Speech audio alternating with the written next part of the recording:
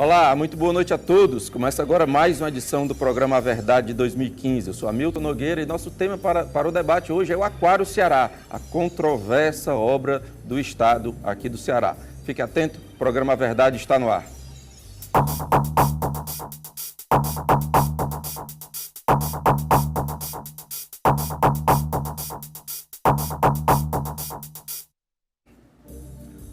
Olá, estamos no ar. Lembrando sempre, você participa por meio do telefone 3486-1721 ou pelo Twitter Hamilton Nog. Participe ao vivo nessa terça-feira e lembrando que às sextas e aos domingos, sempre a partir das 23 horas, você vai estar conferindo as nossas reprises. Participe que o assunto é sim do seu interesse. Além de você que participa de casa, aqui conosco no estúdio hoje estão Andréa Saraiva. Andréa é historiadora e representante do movimento Quem Dera Ser um Peixe.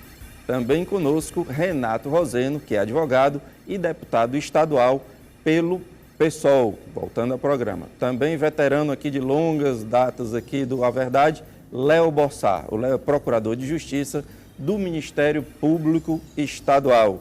Senhores, Andréa, imenso prazer recebê-los. Agradeço demais a disponibilidade de estarem aqui conversando conosco. E a cadeira vazia, nós estamos representando aqui a infeliz ausência, uma pena que faltou aqui ao A Verdade, os convidados que pudessem falar a respeito do Aquário, defendendo suas posições de governo. O secretário de Turismo do Estado, Arialdo Pinho, foi convidado, também foi convidado o secretário de Turismo do município, Eupídio Nogueira, poderia também à vontade mandar algum técnico ou algum representante, e o deputado Evandro Leitão, líder do governo na Assembleia. Peço atenção, no caso do deputado Evandro Leitão e da Secretaria de Turismo, são pessoas que vivem de voto, vão pedir seu voto, no entanto, na hora de dar as explicações devidas, infelizmente se escondem através de seus assessores nos seus gabinetes, e aí a gente fica sem essa importante posição oficial de quem está no governo. Bom, a gente vai começar o programa A Verdade de hoje mostrando aí um VT para os amigos que acompanham A Verdade pela internet ou de outro estado e que não conhecem um projeto. Confira. Enquanto isso, a gente pode já ir conversando. André, boa noite. Boa noite. A gente está vendo aí o que é a obra do Estado do Ceará, ainda do governo Cid Gomes. Medonha, né? E muito grande, né? E eu lhe pergunto, vai explicando para a gente o que é e o que quer o movimento Quem Dera Ser um Peixe. Muito boa noite. Boa noite. E antes de mais nada, seu convite é uma intimação, né? E até agradeço a oportunidade da gente, da sociedade civil, ter esse momento para poder colocar nosso ponto de vista. Você vê aí que o que passa, geralmente, é a posição oficial do governo, que mostra toda essa obra, esse cenário aí, tudo fake, né? Tudo Sim.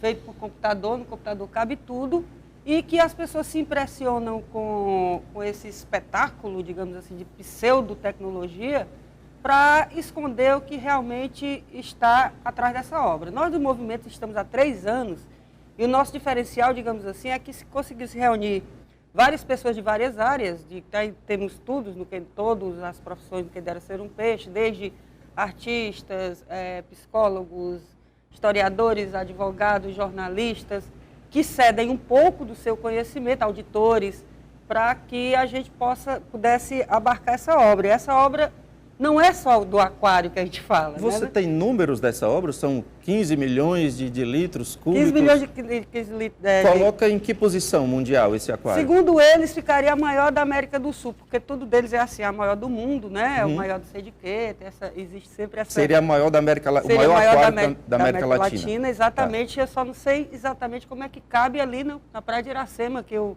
Quem conhece o espaço realmente duvida O arquiteto José Salles, uma vez, brincando, falou assim, como se fosse um peru de Natal dentro do Pires, porque realmente já se sabia de antemão que não caberia ali, que eles iam começar a fazer os puxadinhos, o que de fato ocorreu. Então, o que nós fizemos foi pesquisar via dados públicos, via transparência, via lei de acesso à informação, e começamos a perceber que essa obra não é só o aquário, é um modus operandi do próprio governo no seu assodamento, que é uma expressão do patrimonialismo, porque essa obra não se sustenta sob nenhum ponto de vista. Não era demanda somente do próprio governador para satisfazer um desejo pessoal e e muitas pessoas se prejudicando em torno disso. E o que quer o movimento? O movimento quer que a obra pare, quer que ela continue, mas com transparência? O que a gente gostaria, desde o início, era a primeira história, que essa ausência aqui dessa cadeira, ela é significativa, ela é simbólica, ela nunca teve transparência necessária desde o início. Então, se fosse na CLAC lá, junto com os deputados, que é onde o governo só vai discutir com a sociedade, se for lá com a CLAC deles, lá na audiência pública, o nome disso, eles disseram que tiveram várias audiências, que é uma maneira de conversar com a sociedade, nós nunca nos sentimos informados. Então, desde o início que se pede a informação. Só a partir do nosso pedido de organização é que eles começaram a colocar o EIA-RIMA, que é o Estudo de Impacto Ambiental, no site, porque até então ninguém tomou conhecimento, e a partir desses 3 anos para cá, nós nos debruçamos sobre isso e percebemos uma série de irregularidades. Objetivamente, não seria problema ter um aquário, desde que tivesse alguma transparência? Não, eu particularmente não gosto dessa coisa do ser humano de aprisionar animais para seu bel prazer. Sim. Mas também não teria nenhum problema não se fosse aquários, como eu conheci em Lisboa, por exemplo, aquários que são relacionados com a própria universidade, que tem esse caráter educativo, científico e científico. Mais, e que não é, aqui no Ceará, absolutamente tem esse caráter. Pois não. Muito boa noite, deputado Renato Rosendo. Boa noite, amigo. Seria bom para o Ceará ter um aquário que, alega-se, mudaria o perfil turístico? Isso seria importante? Vamos fazendo aqui um exercício de esquecer um pouco o problema. Seria importante isso? Primeiro, seria importante o Ceará ter um plano de turismo sustentável, ecologicamente sustentável, socialmente distributivo, dialogado com a sua sociedade, de longo prazo, assentado em bons estudos, em bons diálogos, que ele não é solução. Eu tenho discordância de concepção, ou seja, desta ideia, de como e de forma, de como ela foi trabalhada. O primeiro estudo de viabilidade econômica, que na verdade foi feito muito depois da obra anunciada, o que já denota... é estranho, né? Já é estranho. Você anuncia a obra e depois que a sociedade cobra, é que você acena, você mostra o estudo de viabilidade econômica. Esse estudo, ele prevê, né, e outro está em elaboração, ele prevê 3.000 visitantes dia.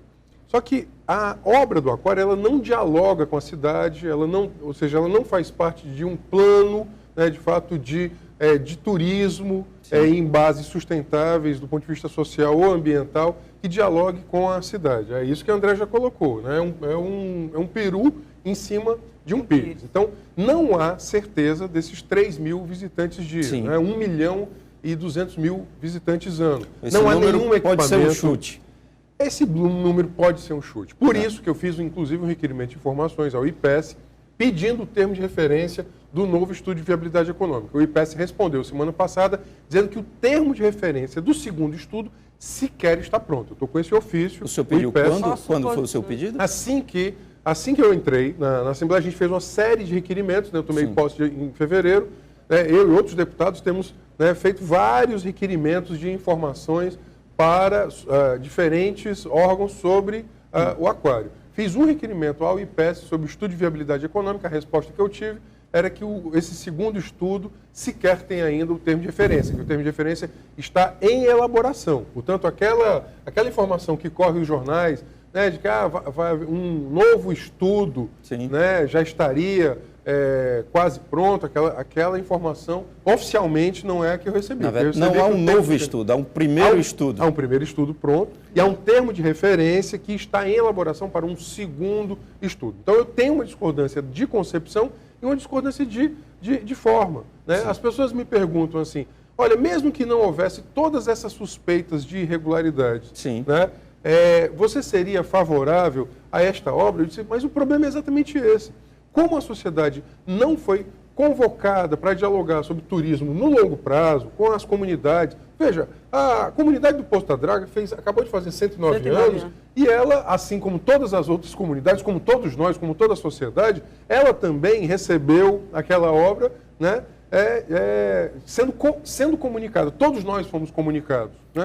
Há, inclusive, uma comparação muito interessante, não é minha essa comparação, mas eu trago para cá, que 15 milhões de metros cúbicos de água no aquário, em compensação, o Poço da Draga não tem o básico do saneamento e da água tratada, né? Eu acho que nós temos que nos perguntar, né? Eu faço essa pergunta, eu disse assim, olha, fazer o debate do aquário é muito simples, basta você fazer as perguntas. Né? Por exemplo, será que a questão do turismo é pela ausência de um único equipamento? Ou seja, será que nós temos o melhor saneamento? Uma redenção do a melhor segurança pública? Será que nós temos a melhor segurança pública? Melhor malha, deslocamento, né? De transporte público, os equipamentos culturais, os nossos museus. Nossos artistas são valorizados. Nós temos placas que indiquem. Não, saneamento, não temos nem placa. Você pagaria, por exemplo, você pagaria, sei lá, $200 de diária num hotel para não tomar banho na praia de frente, porque a praia não tem balneabilidade, ela não tem balneabilidade porque não tem saneamento? Essa é uma pergunta simples. Você viria para uma cidade que você pagaria, por exemplo, $200 de diária e não conseguiria ter isso, né? Que essa é a pergunta básica do básico do básico, iria para o aquário? Ou seja, são perguntas muito básicas que ainda estão em aberto. Vamos aqui ouvir o nosso amigo Léo Bossá, que ainda não falou. Léo, prazer recebê-lo, muito boa noite. Você pode fazer um breve histórico da questão da investigação a respeito do que vem acontecendo desde o começo? Eu sei que a obra já teve parada cerca de 90 dias e agora já está novamente.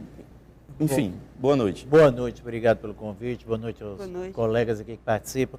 Bom, tudo começa em 2008, né? Em 2008, a época secretário de Turismo vai a uma fundação privada que é composta por várias entidades, inclusive o Estado, do qual o secretário de Turismo é o representante do município, chega lá e diz, olha, eu quero fazer um projeto de um aquário. A fundação diz, nós não temos nem competência, nem condição legal, porque nós não está no nosso estatuto a possibilidade de construir isso. Me permita, quando você diz eu quero, esse voluntarismo é maneira de dizer ou de fato não há nenhum estudo, nada, não se apresenta nada, eu simplesmente quero e eu faço? Tudo que eu falo é baseado em documentos e depoimentos. Sim. Nos documentos e depoimentos diz eu quero. Então, eu quero que seja feito através da fundação. Aí a fundação disse, olha, não posso porque meu estatuto não prevê para fazer essa assessorar. E também diz, eu também não posso porque eu não tenho conhecimento técnico. Foi resolvido, por unanimidade, nesta reunião, se aditar o próprio estatuto da fundação sem autorização do Ministério Público, porque tudo em fundação tem que passar o estatuto pelo Ministério Público Estadual. Não passou. Feito isso, e agora vamos fazer. Continuou a fundação dizendo, mas eu não tenho condições de realizar isso, porque eu não tenho conhecimento técnico. Por que utilizou-se a fundação? Porque conseguiria se fazer sem a primeira licitação. Então, a fundação repassou-se para a fundação um valor de R$1.800.000, e a fundação conveniou, que é um contrato, não foi um convênio, contratou uma empresa daqui do Ceará que apresentou o primeiro projeto de arquitetura. Nós já estamos aí em ano de 2010? 2008 para 2009. 2009. Ainda no comecinho. Primeiro, por coincidência, esse projeto custou R$1.800.000. Ou seja, a fundação só repassou esse dinheiro que recebeu do Estado. E o detalhe que o Leonardo Fontinelli, que foi o arquiteto da IMEDIC, que fez esse contrato, ele assumiu nos jornais que vendeu esse projeto a 1,8 milhões. Passa-se esse projeto, aí o que acontece? De 2000 a 2009, aí é um projeto simplesmente arquitetônico, sem especificações. De 2009 a 2011, tudo para. Em 2011, o secretário disse à própria empresa que fez o projeto arquitetônico, eu quero agora as especificações e quero que você me informe quem poderá executar as duas partes do projeto. A parte A, que seria a parte de estrutura, e a parte B, que seria a parte mesmo do próprio aquário. Aí, eu queria que você citasse a parte, no momento, por que ficou parado em função de alguma investigação. Em que momento e motivado por que parou durante 90 dias? Não, parou durante quase 2 anos. 2 anos. Por quê? Ali eu vou lhe dizer por quê. Porque descobre-se à frente que quando o arquiteto apresenta o projeto, que até então não tinha um projeto especificado, descobre-se que ele indica 6 empresas e diz que uma das empresas, 6 empresas internacionais, eram capazes de realizar isso. Agora ele indica uma como a melhor. E 6 empresas não seria motivação para uma licitação? A empresa que fez o projeto foi que deu a qualificação técnica da escolha. E o que justifica a dispensa de licitação? Não, a primeira parada. Sim. Nós descobrimos que nesse período de 2 anos foi o período que a empresa preparou o projeto. Porque existem e-mails entre a empresa americana e a Secretaria de Turismo, porque nesse momento A Secretaria de Turismo não tinha nenhum vínculo com as empresas, mas é quem faz a intermediação direta. Então, nós temos documentos que provam, através de e-mail, que o projeto foi realizado de 2009 a 2011. Por isso, projeto que?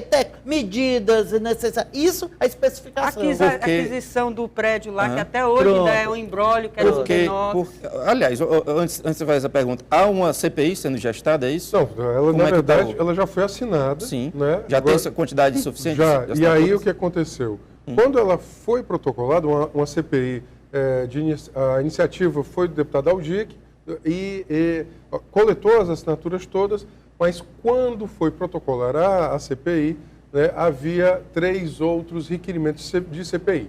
Né, isso é um método bem antigo, né? Esse método é conhecido, né? Esse método é conhecido, é você lidar com o regimento. Por que lidar com o regimento? O que acontece? O regimento diz que não podem haver mais que 2 CPIs ao mesmo tempo. Então, se eu já tenho 3 CPIs, eu postergo. Você tem base para isso de apoio, você coloca várias CPIs para investigar nada. Né? Olha, e eu fiz esse debate politicamente. Eu disse, olha, a bancada do atual governo, ao adotar esta posição e esta atitude, está demonstrando para a sociedade que não quer ir a fundo no debate sobre o aquário. E, portanto, assume também como seu, né, o legado negativo da gestão anterior que decidiu esta obra. Peço licença, temos que fazer um breve intervalo, 3486-1721, no Twitter, Hamilton Nog. A gente volta já.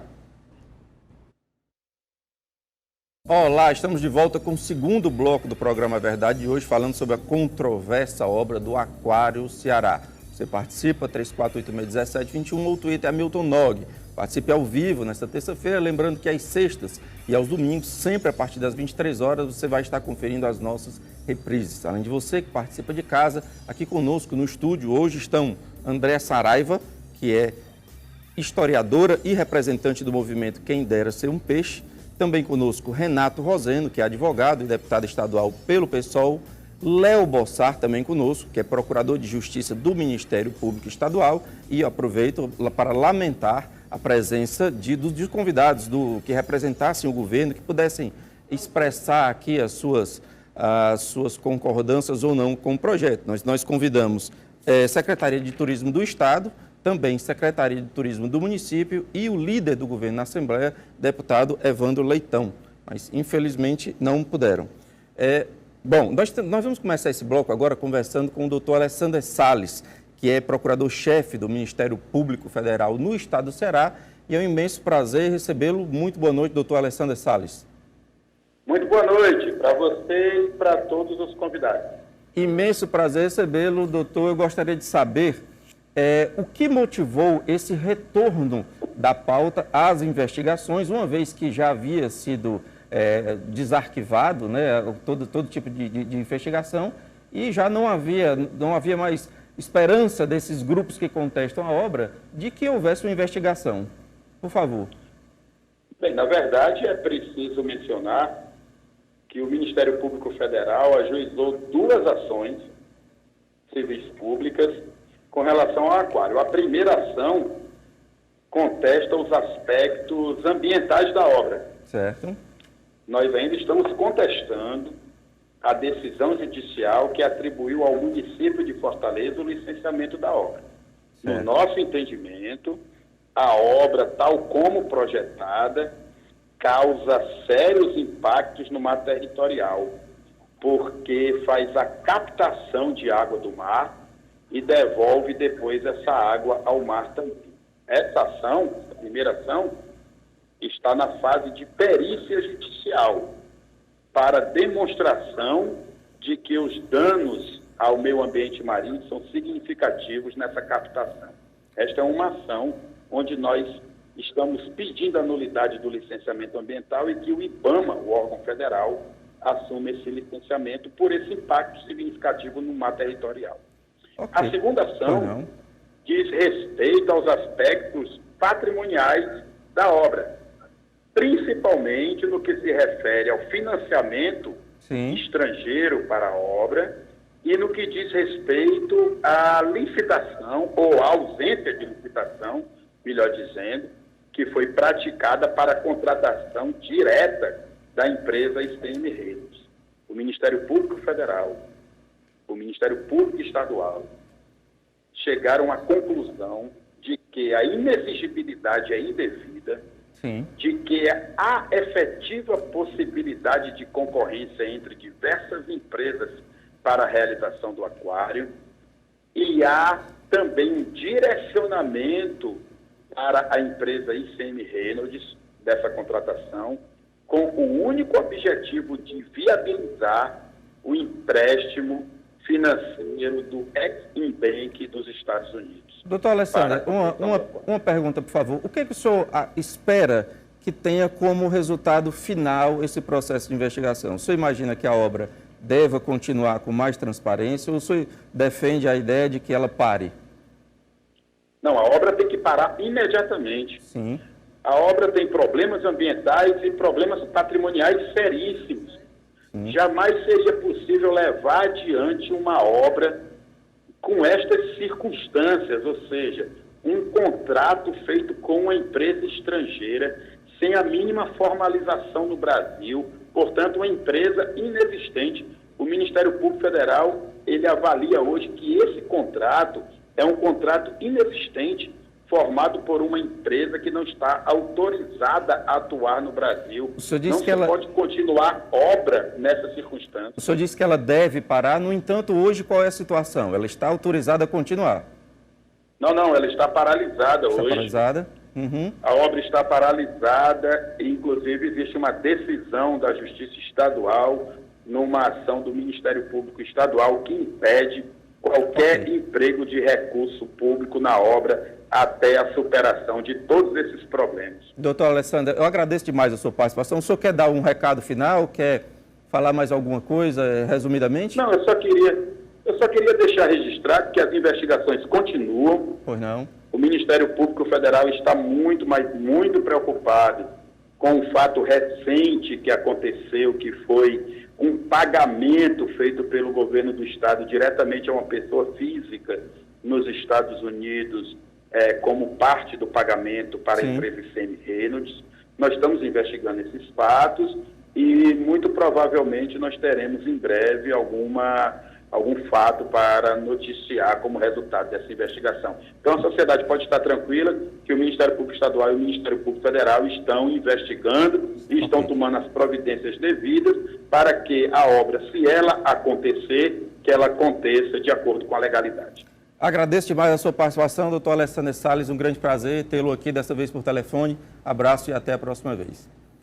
Bom, eu queria saber como é que está a relação econômica. Quanto já foi pago? O André tem valores? Não, o que o doutor Alessandro coloca agora, aliás, até agradecer de público aqui o papel que Ministérios Públicos Federais, Estaduais, Ministério Público de Contas tem nesse papel, tem desenvolvido ao longo desse fundamental, é realmente um aliado da população, que você precisaria conhecer um pouco mais do que é o Ministério Público, porque de fato é um grande aliado nosso e é quem de fato pegou as investigações que nós fizemos como movimentos sociais e sociedade civil e levou à frente tais questionamentos e investigações e foram a fundo. Inclusive, para mim, agora é novidade que a obra esteja paralisada. Eu tinha essa ideia, vocês contestaram. Nós olhamos essas semanas no portal da transparência e já tinha sido pago 5 milhões. Estava de 125 milhões, de um total de 129 milhões, quase 130 milhões. De um total de 80 e poucos milhões para a ICM Reynolds e um total de mais de 50 milhões para a empresa para fazer a primeira parte do alicerce, que, desculpa, só para concluir aqui, não estava sequer orçado. Então, nós temos aí uma obra que eles dizem que só da ICM Reynolds é um montante, fora a indenização que tem que ser feito para o prédio lá atrás, fora a captação da fonte de água, que não está no recurso, muito menos a fonte elétrica. Ainda em relação ao recurso, a questão do Senado Federal tem que aprovar, votar e aprovar o empréstimo, né? Isso. O Ministério do Planejamento, o Ministério do Planejamento e o Ministério da Fazenda, eles têm que analisar o pedido de empréstimo, ou seja, o pedido de empréstimo, porque o empréstimo não é só o governo do Ceará. Então, tendo em vista que é uma transação internacional com uma agência de fomento, né, norte-americana, né, o Exim Bank, obviamente, isso tem impacto nas contas internacionais, passa, portanto, por análise no Ministério da Fazenda, pelo Ministério do Planejamento, a COFIEX. Essa análise ainda não terminou. Sim. Há ainda análise econômica do impacto, obviamente, no momento de ajuste fiscal, o Ministério já falou por diversos canais, né, não só em relação a essa operação, há várias operações que vai fechar a torneira e também do ponto de vista jurídico, tendo em vista que o Exim Bank não aceitava que o foro, né, para possível resolução de conflitos fosse o Brasil, mas que o foro fosse os Estados Unidos. E isso não é possível no ordenamento jurídico nacional. Então, não saiu ainda da COFIEX. Saindo da COFIEX, né, iria ao Senado Federal, para que o Senado Federal analisasse. Então, veja a seguinte situação. Você firma um contrato com uma pessoa jurídica inexistente no território nacional, paga essa pessoa jurídica inexistente com a contrapartida, sem que o empréstimo, que seria a fonte financiadora principal, tivesse sequer sido analisada. O total da obra é de 450 milhões. Você tem aí... Reais, nós estamos falando em reais. Em reais, nesse caso. Você tem quase 2 milhões de projeto, 50 milhões de obras civis. O projeto não teve licitação, as obras civis, né, as fundações, você teve licitação. E o que é mais grave na nossa avaliação, né, a contratação sem licitação de uma empresa norte-americana baseada na ideia de singularidade que nenhuma outra poderia fazê-lo. Eu queria me permita, só mais uma informação que essa, de fato, essa que o doutor Alessandro fala, que de fato eu utilizei, inclusive, fiz essa denúncia na tribuna da Assembleia. Sim. Que, tendo em vista que não havia CNPJ, portanto não havia pessoa jurídica, um dos pagamentos foi feito, né, pelo menos é o que está registrado lá, o que está é o registro do passaporte do proprietário da empresa contratada, a pessoa física. Que tipos de mecanismos de, vamos supor, punição, isso pode resultar em quê, Léo? São processos criminais, não cíveis. Cíveis, administrativos, criminais. Isso pode resultar em quê? O Ceará pode reaver o dinheiro? Pode, com certeza, e quer reaver. Como seria isso? O Ministério Público Estadual já entrou com uma ação civil pública, através da doutora Jaqueline Faustino, para apurar a improbidade administrativa dos gestores e empresas. Sim. A parte criminal, o Ministério Público está enfrentando um grande problema até com a sua administração superior. Isso. Porque causou um espanto ao próprio Colégio de Procuradores e todos os membros do Ministério Público a posição adotada pelo Procurador-Geral de Justiça, Dr. Ricardo Machado. Como está em moda se dizer, nunca antes na história desse país, um processo que estivesse sob a responsabilidade da PROCAP, que é a Procuradoria que lida com os crimes, quem tem foro especial, fosse chamado pelo Procurador-Geral. O Procurador-Geral chamou esse processo, porque quando a doutora Jaqueline Faustino apresentou a ação civil pública, comunicou à PROCAP que existiam indícios de crimes na área penal. E o Procurador-Geral imediatamente avoca o processo, passa 10 meses com esse processo engavetado e depois de 10 meses, sem nenhuma diligência, em rápidas linhas, manda arquivar.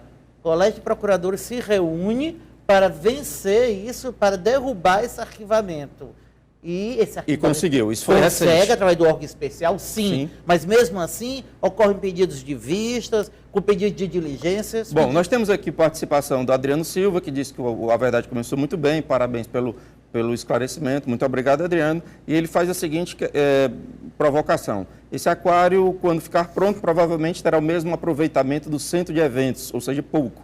O centro de eventos está sendo bem aproveitado, ou não? Não, é discutível. A questão toda é assim, nós temos que pesar o custeio. Inclusive, eu fiz o requerimento ainda não também aprovado, portanto, não é meio da casa, agora da Assembleia, né? O papel da gente é, sobretudo esse, como parlamentar de oposição, é cobrar, fiscalizar, cobrar transparência. Fiz o requerimento solicitando informações detalhadas da previsão de custeio, né? Um dia desse, eu estava num outro debate, uma pessoa ligou, meio que em tom de piada, mas ela fez uma pergunta que é sobre o custeio. Ela disse: quanto é que custa alimentar um tubarão? Né? Quanto é que...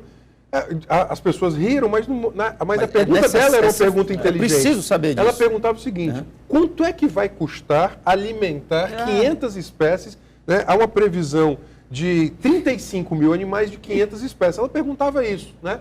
Num tom mais coloquial, ela perguntava isso. Eu fiz essa pergunta, portanto, oficialmente, quanto é que custaria isso? Então, é necessário pensar, primeiro, se haverá esses 3 mil visitantes dia, porque não há nenhum empreendimento. E se a conta fecha, né? Se o que eles deixam em dinheiro cobre as despesas. E se é esse o turismo que se quer, se é esse tipo de atividade que se quer. Então, acho que o Adriano ele tem toda a razão. Eu repito, discutir o aquário é fazer estas perguntas. O Alexandre...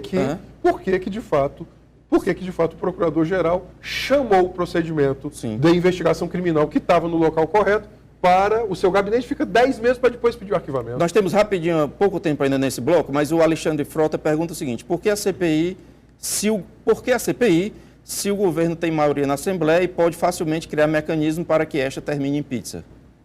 Inclusive Alexandre Frota, o nome. Foi o que o Alexandre foi exatamente a maioria do governo, utilizando-se do regimento, né, protocolou requerimentos anteriores, né, exatamente para postergar a instalação dessa CPI. Agora, obviamente, é fundamental haver a CPI. E aí eu fico me perguntando também qual é o papel da sociedade disso, né? Porque as pessoas parecem até se conformar que chegar lá vai ser em pizza. Sim, mas e nós não podemos fazer nada para que isso não aconteça? A gente tem que achar isso normal mesmo? Agora, exatamente a pergunta do Alexandre, pelo que eu entendo, é por que criar, uma vez que já se sabe um final?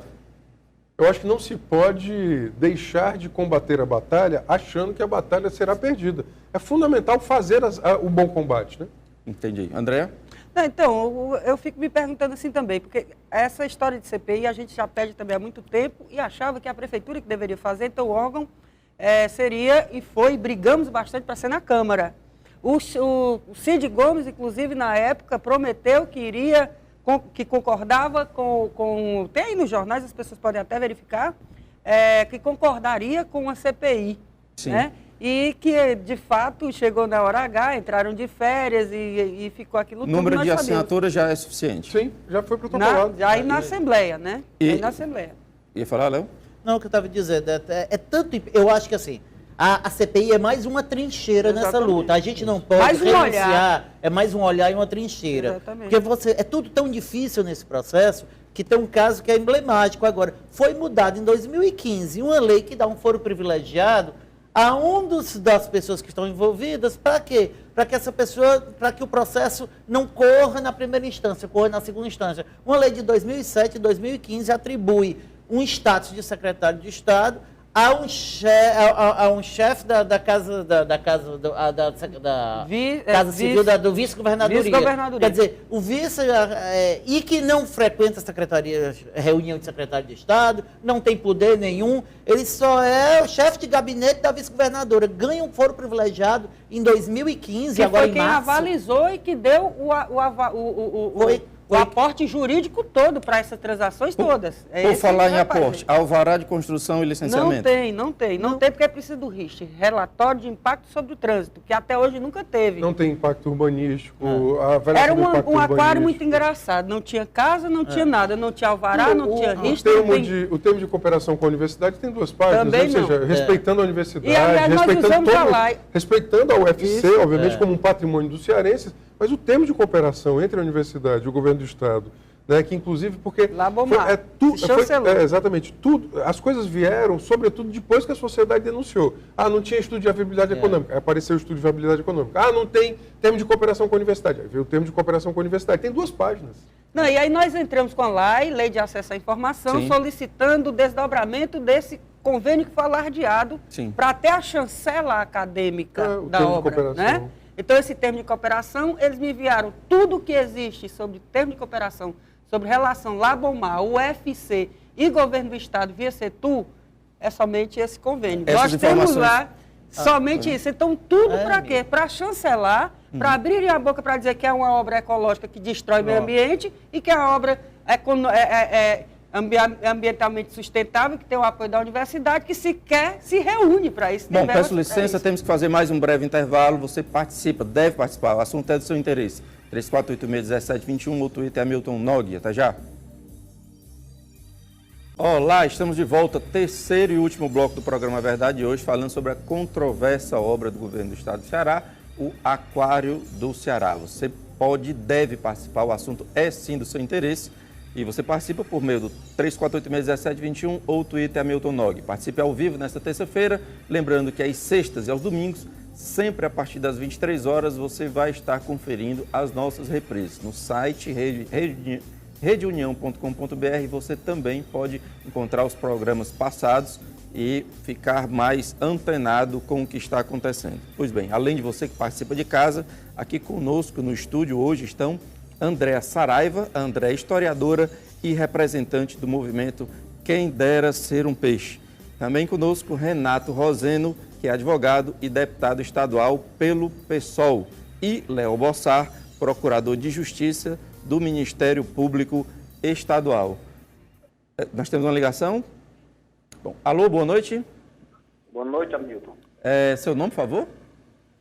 Américo. Américo, imenso prazer falar com você, Américo. Você tem pergunta ou comentário aqui para os nossos convidados? Um comentário. Eu moro aqui no bairro Benfica.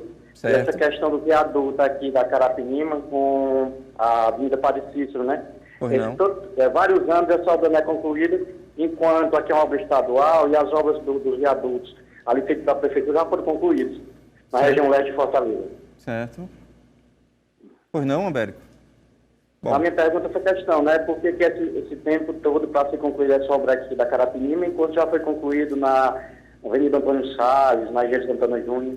Tá bom, Américo. Agradeço demais a sua ligação. Ligue sempre que puder e que quiser. Alguém pode comentar a ligação do Américo? Não, saiu agora recentemente a lista das obras que começaram e não continuaram. Isso, de alguma forma, tem que ser contestado judicialmente. As pessoas que pagaram e fizeram errado têm que ser dadas. Nós temos um problema sério de planejamento e de prioridades. prioridades. VLT, a obra do aeroporto, o que é importante para o Estado do Ceará? O que é importante ser feito primeiro, ser concluído primeiro? A gente faz esse debate? Eu acho que o Américo ele levanta um tema, né, que não é propriamente o que nós estamos debatendo, sim, mas ele permite uma interpretação mais ampla.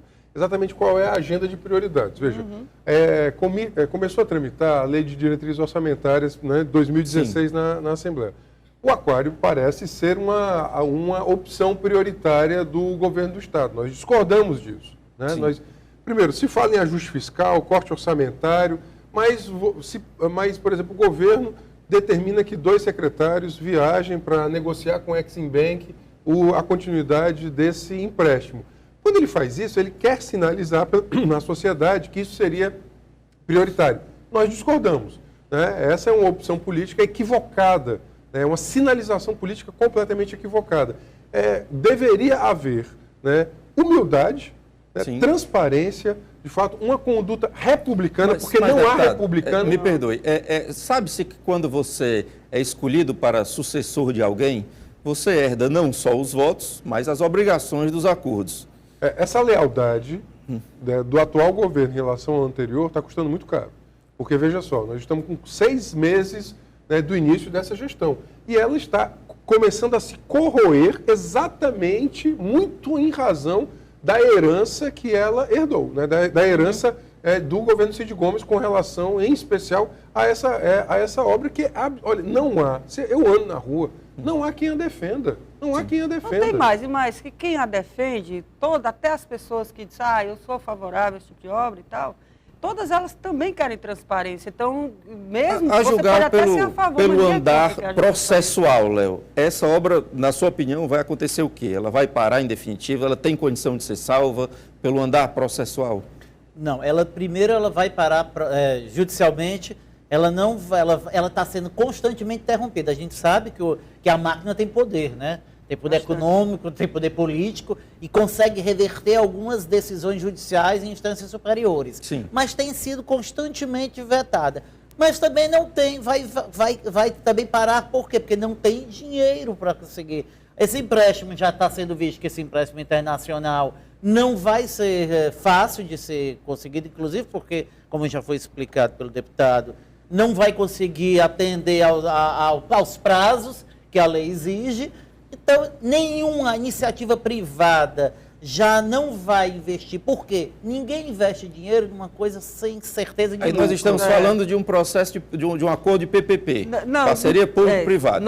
Isso é viável? Não, alguns deputados têm levantado isso, eu sou contrário a essa ideia, ou seja, você já gastou dos 150 milhões, aí você, veja só, você gasta 150 milhões nessas fundações e passa para o setor privado. Que é o que eles fizeram agora com as rodovias, né? Estão fazendo isso. Exatamente, ou seja, o que na verdade é muito ruim, o que é muito ruim para o poder público. Você prepara o bolo e diz, confeite, venda, qual seria o modelo, então, que se imagina? Tem que refazer, obviamente, estudos, inclusive, é possível, o movimento da sociedade civil, inclusive, está estudando outras possibilidades que podem... Tem zilhões de coisas a serem feitas. Você pode nos dar um exemplo, por exemplo? Bom, as pessoas podem fazer um parque ali, as pessoas podem fazer um museu, podem fazer local de diversão, uma praça grande. Aproveitando a estrutura já feita. Aproveitando a estrutura que já feita, o que é que o movimento quer? Essa obra tem que ser paralisada imediatamente, sob pena de gastar mais dinheiro. Por quê? Porque o que foi gasto até agora não significa nem 20% que a obra tem que ser feita ainda. Se já está gastando agora nem 20%, você imagina os 80%. Bom, ela cumpre a tradição brasileira de extrapolar em muito o orçamento. Não tem condições desse empréstimo, seja por questões realmente de tempo, mas também não tem como entrar no céu à força, não pode. Não pode um empréstimo pagar a obra em andamento, isso está em todos...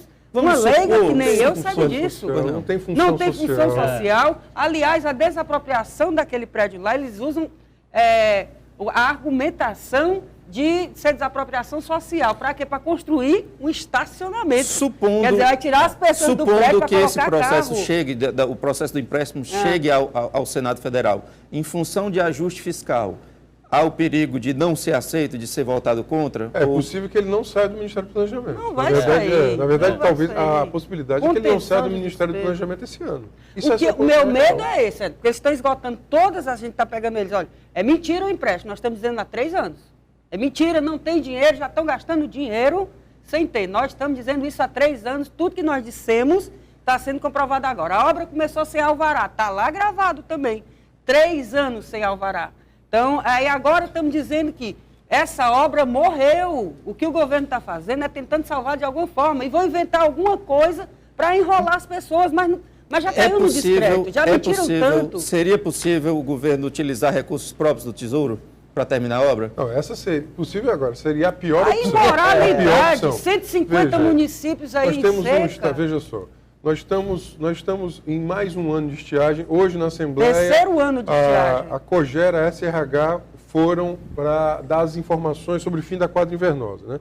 Nós estamos terminando, né, a quadra chuvosa com 20% de água nos nossos reservatórios. Ou seja, o que choveu durante a quadra chuvosa não permitiu superar o que tínhamos em janeiro. E então, isso, veja, 20% se você pegar a região inteira, porque tem regiões que já está com 1%, tem região que morreu. Tem uma injustiça hídrica, tem uma injustiça hídrica. Então, veja, se você pergunta, existe alguma possibilidade de tocar a obra sem empréstimo externo? Eu lhe devolvo a pergunta.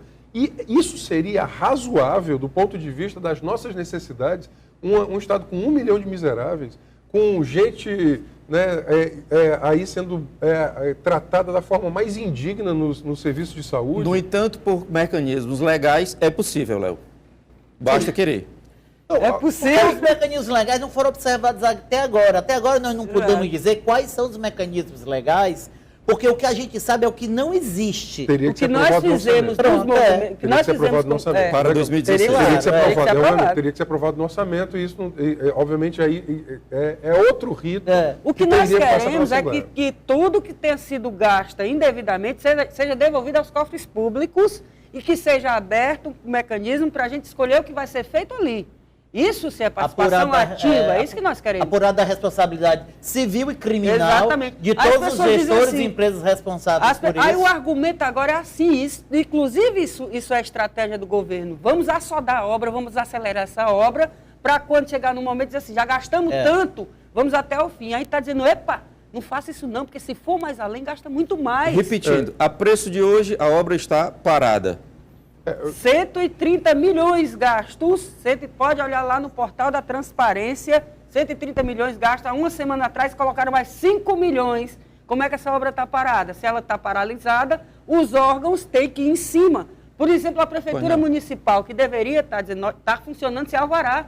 Não tem RIST, relatório de impacto sobre o trânsito. Não pode ter alvará sem isso.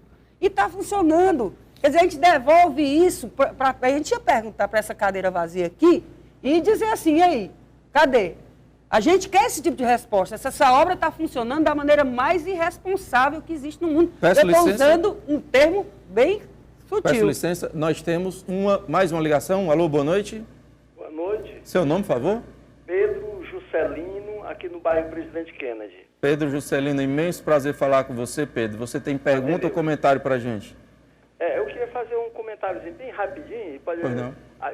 Assim, porque quando a gente é criança, a gente faz alguma coisa de errado, o pai da gente chama a gente, não é? Às vezes até bota a gente de castigo, né? Sim. Agora, tomando isso para o Estado, parece que o Estado não tem Assembleia Legislativa, a Justiça não funciona, nada funciona. Porque todo mundo que sabe, eu só escuto comentário que isso aí foi uma decisão errada, e inclusive implica em muito dinheiro, né? E como é que o pessoal deixa isso acontecer, né? Sim, Você não existiria uma forma assim imediata de resolver isso, porque a gente sabe, já se sabe dar nome aos bois, né? Agora fica a Assembleia Legislativa não legisla, não fiscaliza, a Justiça não se impõe.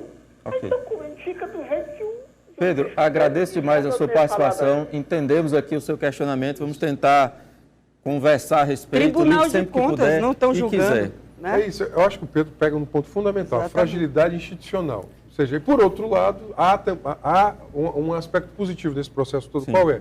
Você tem exercício de cidadania ativa. O movimento Quem Dera Ser um Peixe, organizações da sociedade civil, né, que tem impulsionado, dado informações, cobrado, utilizado a lei de acesso à informação. O Quem Dera Ser um Peixe, a André pode falar sobre isso, sobre a utilização da lei de acesso à informação. Agora, o Pedro ele tem razão. Veja, é o sentimento de qualquer pessoa que analisa, né, as informações que estão postas aí para a sociedade. Que os órgãos de fiscalização têm que fiscalizar mais, que o legislativo ele tem que cobrar mais, ele tem que fiscalizar mais, ele não tem que ser simplesmente uma chancela. O papel do parlamento, que é algo que a gente fala muito nesse programa aqui, às vezes a gente é voz única. As maiorias são muito folgadas, né? Deixam muito o executivo...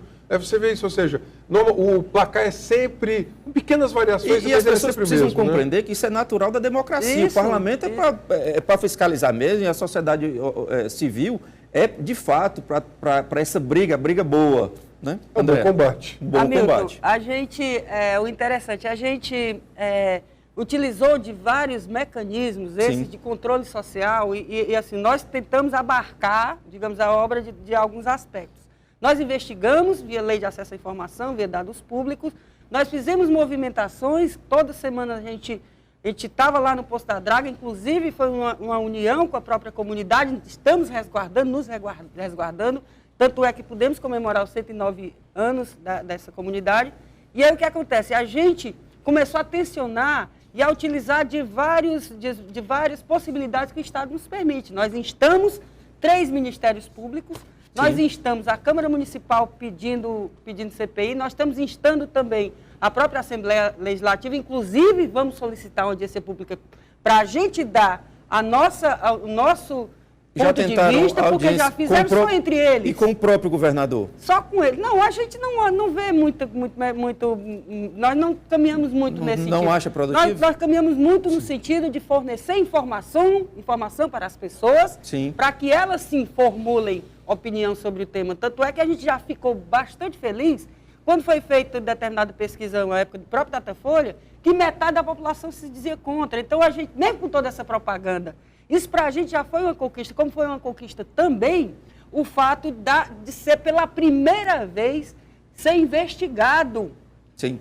São 20 e poucas ações que correm pela primeira vez no mérito do próprio Ministério Público Estadual, por 11 votos a 2. Caberia uma consulta à população ou não é o caso? A gente pedia isso antes, mas agora já não faz mais sentido. Caberia, Léo, na situação? Eu acho que não é mais, eu acho que não era o momento. O momento da consulta era o momento inicial. Agora é apurar condutas. Exatamente. Porque se eu consulto, eu posso estar ratificando posições erradas. O governo pode entender disso. Erramos, mas a população quer. Senhores, então é a hora de apurar André, condutas. eu sinto muito ter que interromper o debate. No entanto, nós só temos 2 minutos. Eu costumo dar um tempo democrático e livre para cada um se expressar sobre o que quiser e da forma que quiser. Portanto, 30 segundos à vontade. Vamos começar cavalheirescamente com a dama. Andréa, fica à vontade, 30 segundos. Primeiro, agradecer a oportunidade da gente expressar aqui os outros pontos de vista, né, que a gente não costuma ver por aí. Agradecer ao Milton ao convite. E, assim, eu estou representando quem dera ser um peixe, mas a gente não tem isso de representação, né? Na verdade, eu vim aqui expor... se viesse qualquer pessoa de um outro... Eu, como historiadora, eu pego por esse aspecto.